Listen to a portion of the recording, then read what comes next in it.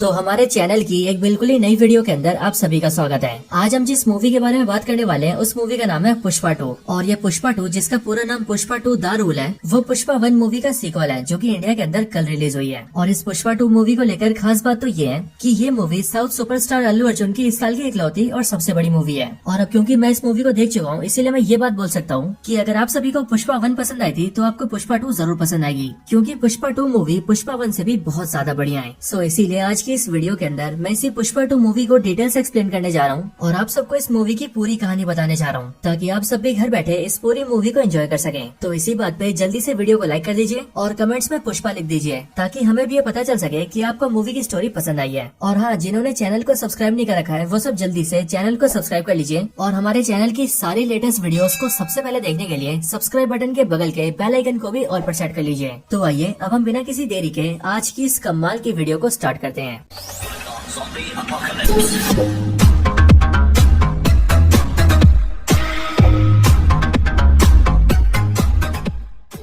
सो ये तो आप सब जानते ही हैं कि पुष्पा 2 पुष्पा 1 का सीक्वल है, यानी कि पुष्पा 2 के अंदर हमें जो भी सीन्स दिखाए गए हैं वो सभी पुष्पा 1 के आगे के हैं। और इसीलिए जिन्होंने भी पुष्पा 1 नहीं देखी है या फिर देखी तो है पर उन्हें याद नहीं है, उन सभी के लिए हम पुष्पा 1 को रिकैप कर लेते हैं, यानी कि 1-2 मिनट के अंदर पुष्पा 1 में जो भी हुआ उसे जान लेते हैं, ताकि हम पुष्पा 2 की कहानी को बिल्कुल अच्छे से समझ सके। तो अब जो पुष्पा मूवी है उसके अंदर 2 ही मेन चीजें हैं, जिनमें से पहला है खुद पुष्पा और दूसरा है लाल चंदन। पुष्पा की बात करें तो पुष्पा राज एक बहुत ही बहादुर और अकलमंद इंसान है और पुष्पा की एक खासियत है कि वो न तो किसी से डरता है और न ही किसी के आगे झुकता है। अब पुष्पा के जो फादर थे उनकी 2 बीवियां थी, जिनमें से पहली बीवी से उन्हें 2 बेटे थे और दूसरी वाइफ से 1 बेटा जो कि पुष्पा था। लेकिन अब क्योंकि पुष्पा के फादर ने पुष्पा की मदर से कभी शादी नहीं की थी, इसीलिए पुष्पा के जो दोनों सौतेले भाई थे वो पुष्पा को अपना भाई नहीं मानते थे। यहाँ तक कि जब पुष्पा के फादर की डेथ हो गई तब पुष्पा के दोनों सौतेले भाइयों ने पुष्पा और उसकी मदर को जायदाद से बेदखल कर दिया और पुष्पा को नाजायज करार कर दिया, जिसके बाद से पुष्पा अपनी मदर के साथ रहने लगा। और जब पुष्पा जवान हो गया तब वो मजदूरी का काम करने लगा। लेकिन अब क्योंकि पुष्पा के अंदर किसी के सामने ना झुकने का एक एटीट्यूड था, इसीलिए पुष्पा हर जगह पर अपने एटीट्यूड में रहता था और इसीलिए उसके इस बर्ताव को देखकर उसके कई सारे मालिक उसे काम से निकाल देते थे। अब पुष्पा के साथ ही बात करें लाल चंदन की, तो लाल चंदन एक बहुत ही खास तरह का पेड़ है जिसकी लकड़ियों की कीमत बहुत ज्यादा है। पुष्पा मूवी के अंदर हम ये देखते हैं कि ये लाल चंदन आंध्र प्रदेश के शेषाचलम जंगल में उगता है और इस बड़े से जंगल के अंदर लाल चंदन का बहुत ज्यादा प्रोडक्शन होता है। लाल चंदन की कीमत बहुत ज्यादा है, स्पेशली इंडिया से बाहर चाइना और जापान जैसे देशों में इसकी बहुत ही ज्यादा डिमांड है, जिस वजह से वहाँ पर इनकी कीमत और भी ज्यादा है। लेकिन कमाल की बात यह है कि इंडिया में इस लाल चंदन को काटना इलीगल है। बट हम पुष्पा मूवी के अंदर ये देखते हैं कि मूवी में कई सारे ऐसे लोग होते हैं जो कि मिलकर इन सारे पेड़ों को कटवाते हैं और इन सारे लाल चंदन को इलीगल तरीके से विदेशों में सेल करते हैं। अब वैसे तो ये पूरा काम इलीगल तरीके से होता है, लेकिन इस काम को बिल्कुल सिस्टमेटिकली तरीके से किया जाता है। असल में जो भी लोग इस लाल चंदन को इलीगली सेल करते हैं उन सभी ने आपस में मिलकर एक ग्रुप बना रखा है, जिस ग्रुप का नाम है सिंडिकेट। और इस सिंडिकेट ग्रुप के जितने भी मेंबर्स हैं वो सभी अपने अपने इलाकों में इस लाल चंदन को कटवा के इकट्ठा करते हैं और फिर उन सबको मंगल सीनू नाम के एक आदमी को भेज देते हैं। और ये मंगल सीनू असल में इस पूरे सिंडिकेट ग्रुप का लीडर है, जो कि सिंडिकेट ग्रुप के सारे मेंबर्स को लाल चंदन के बदले में 1 टन के लिए 50 लाख रुपए देता है, यानी कि 1 किलो लाल चंदन के लिए 5,000 रुपए। लेकिन हाँ, सिंडिकेट का ये लीडर यानी कि मंगल सीनू इस सारे लाल चंदन को लेकर आगे किसी और को भेजता है, जिसका नाम है मुरुगन। और ये मुरुगन तमिलनाडु के चेन्नई से ऑपरेट करता है और वो मंगल सीनू को 1 टन लाल चंदन के बदले में 1.5 करोड़ रुपए देता है, जिसके बाद ये मुरुगन इस लाल चंदन को बाहर भेज देता है, यानी कि इंटरनेशनल बायर से डील करता है। अब सिंडिकेट ग्रुप की बात करें तो इसी ग्रुप के अंदर जो मंगल सीनू है वो न सिर्फ पूरे सिंडिकेट का लीडर है बल्कि वो सबसे खतरनाक आदमी भी है। लेकिन ग्रुप में उसी की तरह एक और खतरनाक आदमी होता है जिसका नाम होता है कोंडा रेड्डी। और ये कोंडा रेड्डी सिंडिकेट ग्रुप का मेंबर होता है और ये भी बाकियों की तरह मंगल सीनू को माल सप्लाई करता है। और यहीं पर ही बात करें अपने हीरो यानी कि पुष्पा राज की,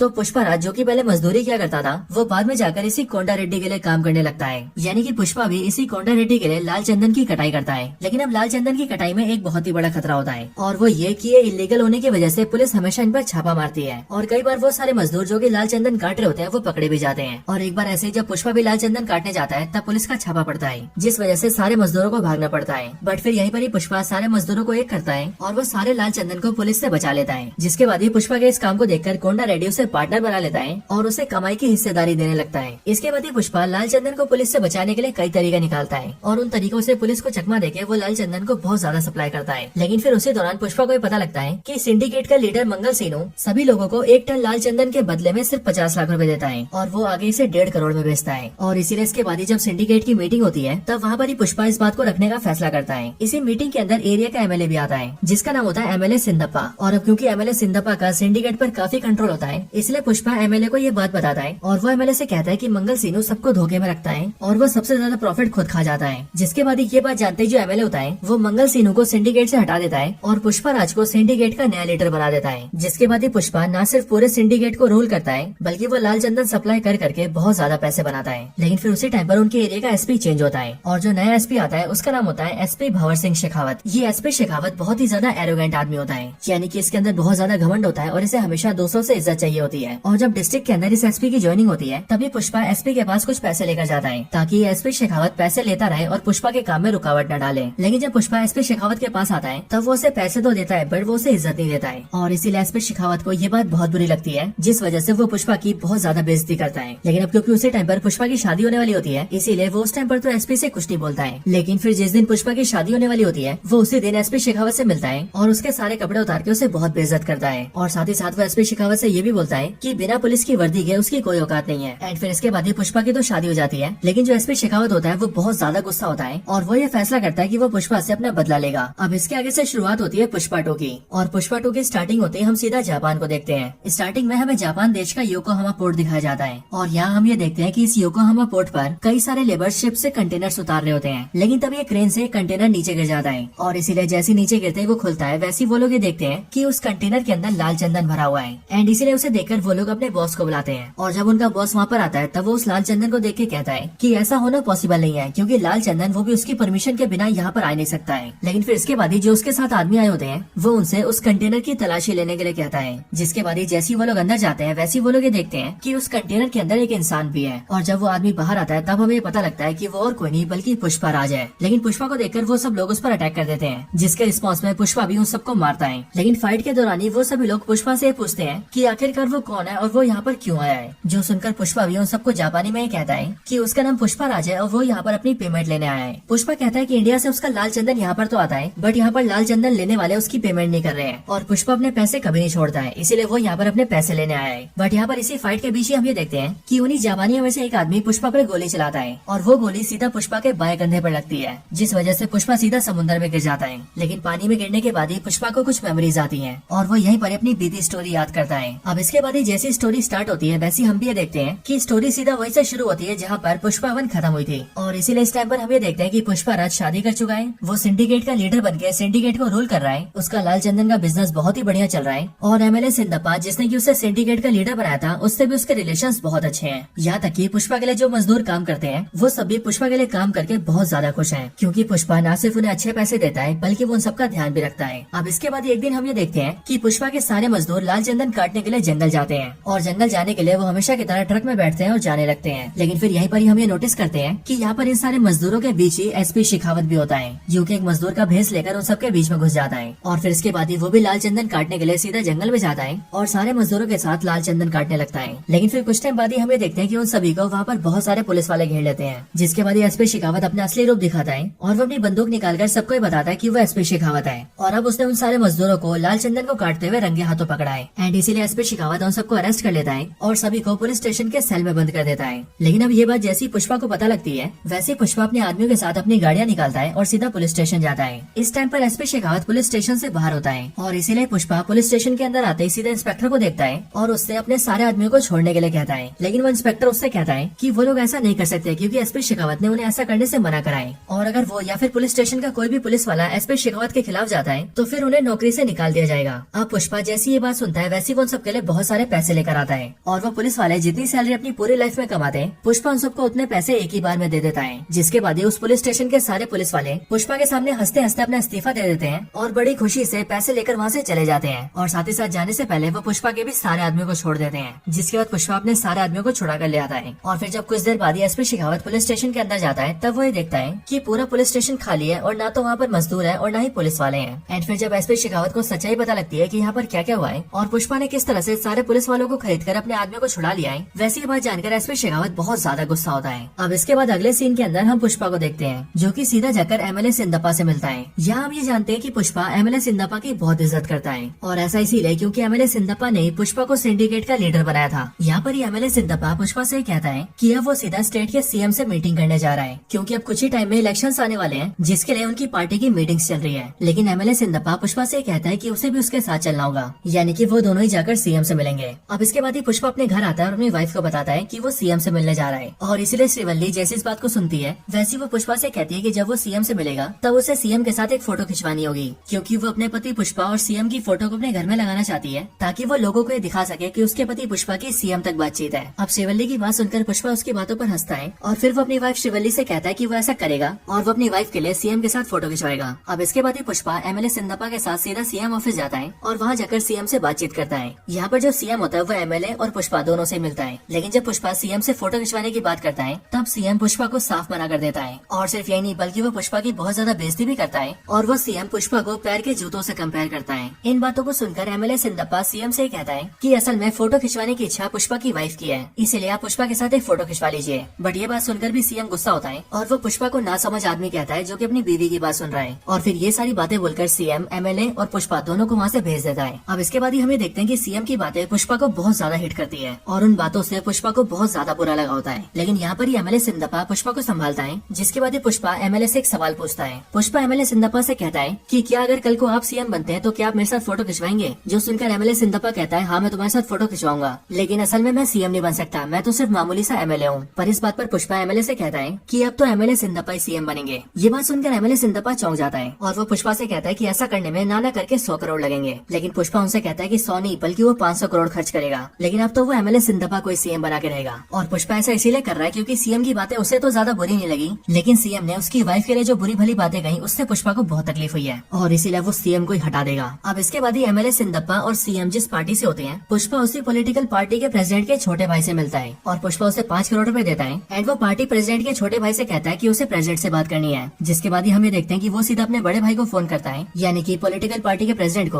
और उससे सीधा पुष्पा की बात करवाता है। यहाँ पर हम भी ये जानते हैं कि जो इस पॉलिटिकल पार्टी का प्रेसिडेंट है उसका नाम है प्रताप रेड्डी, जिसे प्ले किया है एक्टर जगतपति बाबू ने। पुष्पा प्रताप रेड्डी से फोन पे बात करके उससे कहता है कि उसने उसके ऑफिस में एक तोहफा भिजवाया है। और फिर उसी टाइम पर हम भी ये देखते हैं कि प्रताप रेड्डी के ऑफिस में एक सोफा आता है जिस सोफे के अंदर 25 करोड़ रुपए होते हैं। और वो देखकर पुष्पा प्रताप रेड्डी से कहता है कि ये तोहफा उसने प्रताप रेड्डी के लिए भेजा है ताकि वो खुशी खुशी एमएलए सिंदप्पा को सीएम बनने दे। जिसके बाद हम भी ये देखते हैं कि प्रताप रेड्डी इस बात के लिए मान जाता है और वो एमएलए सिंदप्पा को सीएम बनने के लिए खड़ा होने देता है। लेकिन अब यहाँ पर पुष्पा के लिए काफी बड़ी मुसीबत होती है और वो मुसीबत होती है फंड जमा करना, यानी कि पैसे। अब पैसों का इंतजाम करने के लिए पुष्पा एक बड़ी डील करने की सोचता है ताकि एक बड़ी डील करके पुष्पा के पास काफी पैसे आए और वो उन पैसों से एमएलए सिंदप्पा को सीएम बना सके। अब यहाँ पर सबसे पहले पुष्पा ये देखता है कि वो सिंडिकेट के जरिए जितना भी लाल चंदन इकट्ठा करता है वो उन सभी को मुरुगन को बेचता है और फिर मुरुगन ही रामेश्वरम के पोर्ट से होते हुए उसे इंटरनेशनल बायर्स को बेचता है। सो यहीं पर ही पुष्पा ये डिसाइड करता है कि अब वो मुरुगन को बीच से हटाकर सीधा खुद ही इंटरनेशनल बायर से डील करेगा, क्योंकि जो मुरुगन है वो पुष्पा को 1 टन लाल चंदन के बदले में 1.5 करोड़ रुपए देता है और अगर पुष्पा इस माल को डायरेक्टली बेचेगा तो वो उस पर ज्यादा प्रॉफिट कमा सकता है।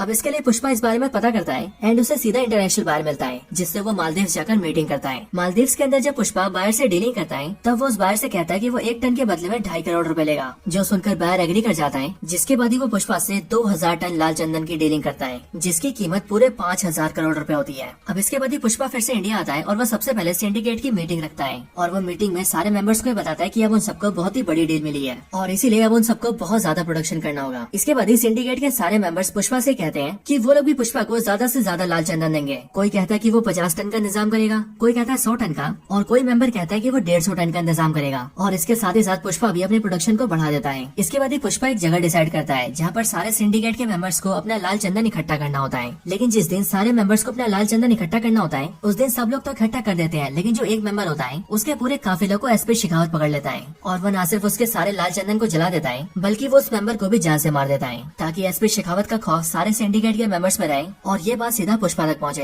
एंड फिर इसके नेक्स्ट सीन में हम ये देखते हैं कि ऐसा होता भी है। हम देखते हैं कि सिंडिकेट के सारे मेंबर्स एसपी शेखावत से बहुत ज्यादा डर जाते हैं और इसीलिए वो सब सीधा एमएलए सिंदप्पा से मिलते हैं एंड वो उससे कहते हैं कि वो एसीपी शेखावत और पुष्पा के बीच की लड़ाई को खत्म करें ताकि वो लोग अपना बिजनेस आराम से कर सके। अब इसके बाद एमएलए सिंदप्पा सीधा एसीपी शेखावत के ऑफिस आता है और वो एसीपी शेखावत से पूछता है कि आखिरकार वो ये सब क्यों कर रहा है और उसे क्या चाहिए। ये सुनकर एसीपी शेखावत एमएलए से कहता है कि उसका लेना देना सिर्फ और सिर्फ पुष्पा से है। एक बार पुष्पा ने उसके कपड़े उतार कर उसकी बहुत बेइज्जती की थी और इसीलिए उसे उस बेइज्जती का बदला चाहिए एंड इसीलिए वो चाहता है कि पुष्पा उससे सबके सामने माफी मांगे और अगर पुष्पा ऐसा कर देता है तो एसीपी शेखावत उन सबको परेशान नहीं करेगा। अब ये सुनकर एमएलए सिंदप्पा सीधा पुष्पा के पास जाता है और वो पुष्पा पुष्पा को मना लेता है एंड वो पुष्पा से कहता है कि उसे बस एसीपी शेखावत को सॉरी बोलना है क्योंकि इसमें ही पूरे सिंडिकेट की भलाई है और पुष्पा को सिंडिकेट वालों के लिए इतना करना ही होगा। अब इसके बाद एक पार्टी रखी जाती है जिस पार्टी के अंदर सब लोग आते हैं, यानी कि बहुत सारे पुलिस वाले, सिंडिकेट के सारे मेंबर्स और जो लोग सिंडिकेट से जुड़े हुए हैं वो लोग भी। फिर यहाँ पर अपनी गाड़ी से पुष्पा भी आता है और वो यहाँ पर आकर एसीपी शेखावत को सॉरी बोलता है, जिसके बाद पुष्पा के मुंह से सॉरी सुन के एसीपी शेखावत बहुत खुश होता है और वो खुशी के मारे झूमने लगता है। और फिर इसके बाद एसीपी शेखावत सिंडिकेट के मेंबर से कहता है कि अब वो सिंडिकेट के किसी भी मेंबर को नहीं रोकेगा, अब वो अपना काम आराम से कर सकते हैं, बस उसे उसका कमीशन मिलना चाहिए। इधर पुष्पा यहाँ पर सॉरी बोलकर यहाँ से जाने लगता है, लेकिन जब पुष्पा अपनी कार से वहाँ से काफी दूर आ जाता है तब वो ये फैसला करता है कि पुष्पा किसी के सामने नहीं झुकता है और इसीलिए वो आज एसीपी शेखावत के सामने भी नहीं झुकेगा। एंड फिर यही सोचकर पुष्पा अपनी गाड़ी घुमाता है और वापस फिर से उसी पार्टी में आता है। यहाँ पर हमें देखते हैं कि एसीपी शेखावत अपनी गाड़ी में बैठ रहा होता है, लेकिन तभी पुष्पा तेजी से अपनी गाड़ी से उसकी गाड़ी को टक्कर मारता है, जिस वजह से एसीपी शेखावत की गाड़ी टकराती है और एसीपी सीधा स्विमिंग पूल में गिरता है और उसके स्विमिंग पूल में गिरते ही पुष्पा पूल में मूत देता है। अब एसीपी शेखावत जैसे ये सब देखता है वैसे वो गुस्से से आग बबूला हो जाता है, लेकिन तभी पुष्पा एसीपी शेखावत से कहता है कि वो उससे कोई सॉरी नहीं बोलने वाला है, वो पुष्पा है, पुष्पा राज, जो कि किसी के सामने नहीं झुकता।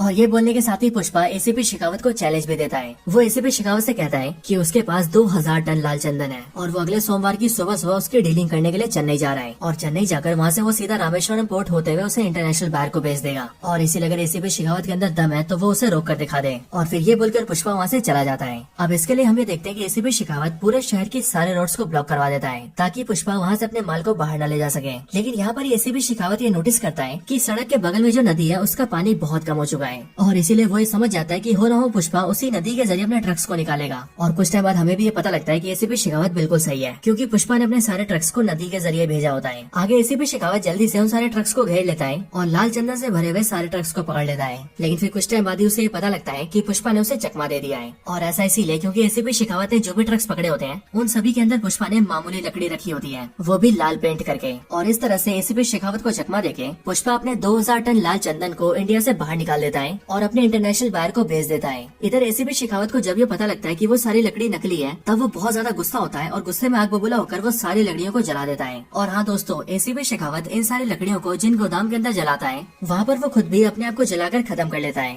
और हमें ऐसा दिखाया तो जाता है कि उसने आत्महत्या कर लिया है। लेकिन दोस्तों मेरा ही मानना है कि एसपी शेखावत अभी भी जिंदा है एंड वो आगे फिर से आएगा। लेकिन अब इसके आगे की बात करें तो अगले सीन के अंदर हम ये देखते हैं कि यह पुष्पा की डील होने के बाद उसके पास बहुत सारे पैसे आते हैं और इसीलिए वो इलेक्शंस के अंदर बड़े आराम से एमएलए सिंदप्पा को सीएम बनवा देता है। एमएलए सिंदप्पा जैसे सीएम बनता है वैसे वो बहुत ज्यादा खुश होता है और इसीलिए वो पुष्पा से मिलने सीधा उसके घर आता है और घर आकर वो पहले पुष्पा के साथ खाना खाता है एंड फिर वो पुष्पा की वाइफ और उसकी पूरी फैमिली के साथ फोटो खिंचवाता है। अब इन सब के बाद ही हमें देखते हैं कि पुष्पा के गाँव में एक फेस्टिवल आता है और इस फेस्टिवल को सेलिब्रेट करने के लिए गाँव के सारे लोग मंदिर जाते हैं जहाँ पर पुष्पा, उसकी वाइफ और उसकी मदर भी आते हैं। और यहाँ पर हम ये भी नोटिस करते हैं कि इसी फेस्टिवल के अंदर पुष्पा के दोनों सौतेले भाई भी अपनी फैमिलीज के साथ आते हैं। बट यहाँ पर ही पुष्पा की वाइफ अचानक से बेहोश हो जाती है और जब कुछ लेडीज पुष्पा की वाइफ को हैंडल करते हैं तब उन्हें पता लगता है कि असल में पुष्पा की वाइफ प्रेग्नेंट है और पुष्पा फादर बनने वाला है। अब पुष्पा को ये बात जानकर बहुत ज्यादा खुशी होती है और इसीलिए वो काली माता की ड्रेस में वहाँ पर डांस भी करता है और पुष्पा के साथ साथ सारे गाँव वाले भी नाचते हैं। लेकिन अब इसी फेस्टिवल के अंदर हम ये देखते हैं कि यहाँ पर कुछ बदमाश लड़के आ जाते हैं और वो पुष्पा के बड़े भाई जिसका नाम मोहन होता है उसकी बेटी को छेड़ने लगते हैं और उसकी बॉडी से उसके कपड़ों को खींचने लगते हैं। और इसीलिए जैसे पुष्पा ये नोटिस करता है वैसे वो उन सारे गुंडों को बहुत मारता है और खुद को बचाने के लिए पुष्पा की भतीजी पुष्पा को थैंक यू भी बोलती है। और हमने पूरी मूवी के अंदर ये भी नोटिस किया होता है कि पुष्पा के इस बड़े भाई की बेटी पुष्पा को हमेशा ही पुष्पा चाचा कहती है। लेकिन यहाँ पर जैसे उसका फादर आता है यानी कि पुष्पा का बड़ा भाई, वैसे वो पुष्पा पर बहुत ज्यादा गुस्सा होता है और वो अपनी बेटी को चाटा मारता है एंड साथ ही वो पुष्पा से ये भी कहता है कि वो चाहे कुछ भी कर ले वो हमारी फैमिली से नहीं जुड़ सकता है। ये बातें सुनकर पुष्पा को बुरा लगता है और इसीलिए वो अपनी फैमिली को लेकर वहाँ से चला जाता है। बट फिर उसके बाद ही पुष्पा का वो बड़ा भाई यानी कि मोहन उन सभी लोगों के सर के बाल कटवा देता है और उन सबको गधे पे बिठा के घुमाता है, जिस वजह से उन सारे लड़कों को बहुत ज्यादा गुस्सा आता है। लेकिन अब इसके बाद ये दिन बीत जाता है। बट कुछ दिन बाद ही हम ये नोटिस करते हैं कि वो सब जो लड़के जिन्हें पुष्पा ने पीटा था वो सब अपना बदला निकालने के लिए पुष्पा के बड़े भाई की बेटी को किडनैप कर लेते हैं। और अब क्योंकि पुष्पा के बड़े भाई ने उन सबको गंजा करके गधे पे बिठाया था इसीलिए वो लोग उसे फोन करके कहते हैं कि वो भी अब टीवी पर आएगा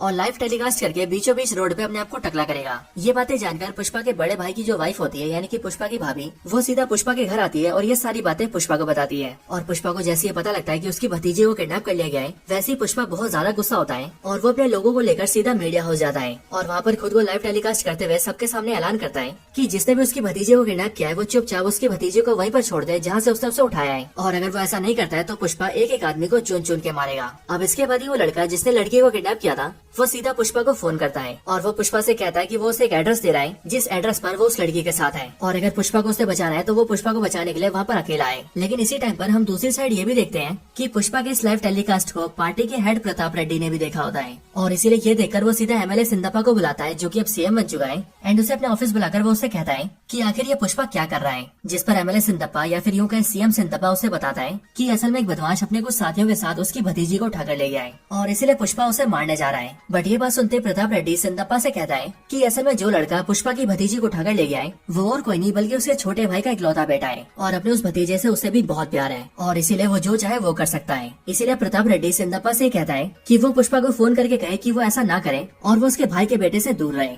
ये बात सुनते ही सिंदप्पा पुष्पा को फोन करता है और उसे सारी बातें बताता है, लेकिन पुष्पा यहाँ पर सिंदप्पा की बात नहीं मानता और वो फोन पर ही प्रताप रेड्डी को भी 4-5 बातें सुना देता है। एंड वो प्रताप रेड्डी से कहता है कि अगर उसके भाई के बेटे ने उसकी भतीजे को नहीं छोड़ा तो आज वो उसके टुकड़े टुकड़े कर देगा। और फिर ये बोलने के बाद ही पुष्पा अपना हेलीकॉप्टर निकालता है और सीधा उसके बताए हुए एड्रेस पर जाता है और यहाँ पर आने के बाद पुष्पा प्रताप रेड्डी के भतीजे को जान से मार देता है। लेकिन इसी टाइम पर यहाँ पर प्रताप रेड्डी का भाई भी आ जाता है, यानी कि मरने वाले का पापा, और वो यहाँ पर आकर पुष्पा की भतीजे को मारने की कोशिश करता है, जिस वजह से पुष्पा उसे भी जान से मार देता है और फिर वो अपनी भतीजे को छुड़ाकर वहाँ से ले जाता है। अब इसके बाद ही उस लड़की का जो पिता होता है यानी कि पुष्पा का बड़ा भाई, उसे अपने किए पर बहुत ज्यादा अफसोस होता है और उसे पुष्पा की अच्छाई देखकर शर्म आ जाती है और इसीलिए वो ये फैसला करता है कि अब वो पुष्पा से माफी मांगेगा और उसे परिवार का दर्जा देगा। इसी टाइम पर उसकी बेटी की शादी फिक्स होती है एंड इसीलिए वो जल्दी से कार्ड छपवाता है और वो कार्ड लेकर सीधा पुष्पा के घर जाता है और वहाँ पर वो पुष्पा की मदर को कार्ड देते हुए कहता है कि पुष्पा को और पूरे परिवार को उसकी बेटी की शादी में आना है, क्योंकि शादी पर सारा परिवार एक साथ होता है। पुष्पा जब ये बात जानता है तब उसे भी बहुत ज्यादा खुशी होती है और फिर इसीलिए वो भी अपनी भतीजी की शादी में जाता है, जहाँ पर पूरी फैमिली एक साथ रियूनाइट हो जाती है और अब पूरा परिवार एक साथ होता है। और दोस्तों यहाँ पर ही हम 2 सीन देखते हैं, जहाँ पर पहले सीन में तो पुष्पा की भतीजी की शादी हो रही होती है, लेकिन वही दूसरे सीन के अंदर हम ये देखते हैं कि प्रताप रेड्डी अपने छोटे भाई और छोटे भाई के बेटे दोनों की चिता को जला रहा होता है और उनका फ्यूनरल सेलिब्रेट कर रहा होता है। लेकिन दोस्तों इसी टाइम पर हम ये नोटिस करते हैं कि प्रताप रेड्डी और पुष्पा दोनों के लिए फूल के गुलदस्ते आते हैं और उन दोनों गुलदस्तों के अंदर एक जैसे बॉम्ब रखे होते हैं, यानी कि एक ही आदमी ने उन दोनों में बॉम्ब डाले होते हैं। और अगले सीन में हमें वो आदमी दिखता है जिसने उन दोनों में बॉम्ब डाले हैं और वैसे यहाँ पर हमें उसका फेस तो नहीं दिखता है, बट वो इस टाइम पर काफी दूर ऊंचाई पर खड़ा होता है और वो यहाँ से एक ही बार में बटन दबा के दोनों बॉम्ब्स को ब्लास्ट कर देता है। और दोस्तों फिर इसके साथ ही ये मूवी एंड होती है और मूवी के एंड होते होते हमें पुष्पा 3 का पोस्टर दिखता है, यानी कि पुष्पा 2 के बाद पुष्पा 3 भी आएगी, जिसका नाम होगा पुष्पा 3 द रैम्पेज। एंड दोस्तों उसी पुष्पा 3 के अंदर हमें पता लगेगा कि आखिर ये इंसान कौन है जिसकी पुष्पा और प्रताप रेड्डी दोनों से दुश्मनी है और क्या आखिरकार इसने अपने हमले से उन दोनों को मार दिया है या फिर वो दोनों अभी भी जिंदा है। लेकिन दोस्तों ये सारे सवालों के जवाब मिलेंगे पुष्पा 3 में और इसीलिए हम इस वीडियो को यहीं पर एंड करते हैं। आपको ये वीडियो पसंद आई हो तो वीडियो को लाइक करना, कमेंट्स में पुष्पा या फिर आपको जो मन करे वो लिखना, चैनल को सब्सक्राइब नहीं करा तो सब्सक्राइब कर लेना और अगर वीडियो को शेयर करने का मन करे तो शेयर भी जरूर करना। बाकी मैं आपसे मिलता हूँ ऐसे किसी और बेहतरीन वीडियो में, तब तक के लिए गुड बाय।